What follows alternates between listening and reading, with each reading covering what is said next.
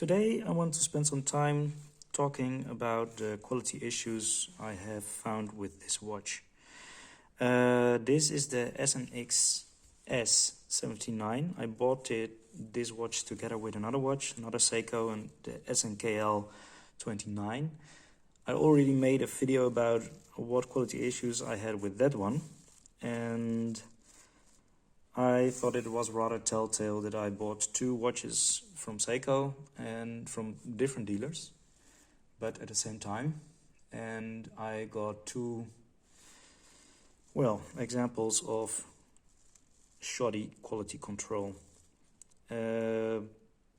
I placed this watch in this position because this shows best what I mean. Maybe you have already found the problem I have with this watch. If you look at the hour markers, then you see that the 3 o'clock position in this one is a little bit to the left, and the 9 o'clock hour marker is a little bit to the right. In fact, you can say that of all the hour markers. And I brought a ruler so I can make it more apparent. If I place the ruler over the watch itself, over the center, and over the hour markers, you can see that along side strap it isn't straight. There is a rotation, and that is bothersome if you have to look at the watch, what watches are actually all about. So, I still kept this watch. Why did I keep the watch then, when it still bothers me? I thought I needed to learn to love this. This is an aspect of Seiko watches that it has, become quite apparent. And if you want to own a Seiko, you might also need to accept that they come with these quality issues. These quality issues are what in fact makes it a real Seiko, I would say. So, if you have a collection of these watches, maybe you should also have one of them that isn't really perfect. The other thing is that if you send it back, it probably would get destroyed. And I really can't stand good watches being destroyed over small issues. So, that's also why I really get annoyed with quality control issues. Seiko just should make them better than this. They can. They did in the past, and I think they should now. So, then I kept the watch, and I set out to find the cause of the problem. Why has this watch a rotation in its dial? And first I thought it was quite simple. It was only the dial. But then I found out that dials in these Seiko watches, on these Seiko movements, the 7S26 movement, are fixed in place with pins. And there is really no play in the pins where they are mounted on the, I think the plastic ring actually, on the movement. So there can't really be some play there, and that which would mean that the movement itself has been fixed in the case at the rotated position. So then I thought, well, how can I find out whether that's true or not? And I also have another one of these watches, but the blue version, and that one doesn't have the rotation. Or at least it doesn't have the rotation in the same position, because after I looked at this watch, I got a feeling that this one also has a slight rotation, but in the other direction. Well, I haven't tested it out really, that's how we can find out. I have a ruler with me at the moment, so.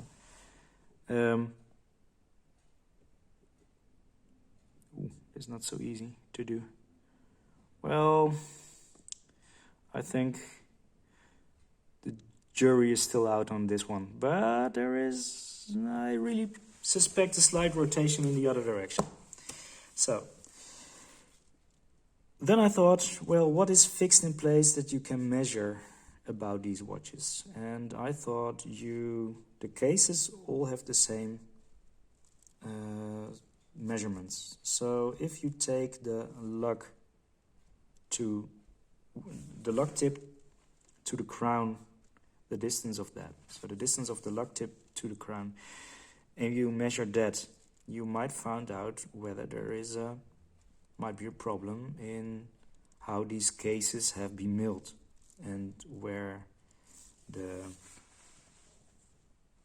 crown position has been milled through the case. So I brought my ruler, and I did it also a little bit more accurate off screen. So I already have the measurements actually, but I want to at least make an attempt to show you. If you have the blue watch, then we take the lug tip. Oh, camera, stay with me. And we put it next to each other. You can see that it is, when I lay it flat against the back, because that also should be consistent, it is just under 15 millimeters. The center of the crown is.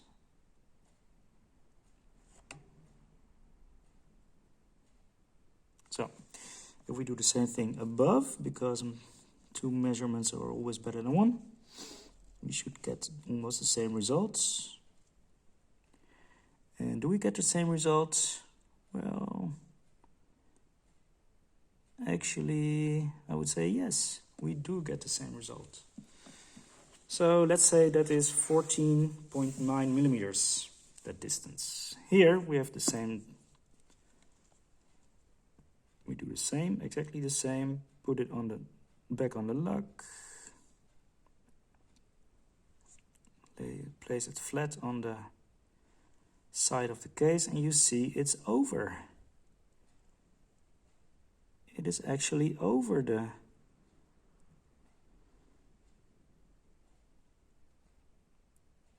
.5 millimeter line.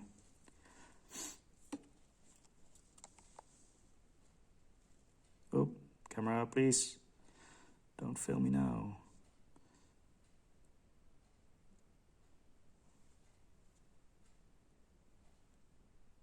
So yeah, I would say it's 15.5 millimeters.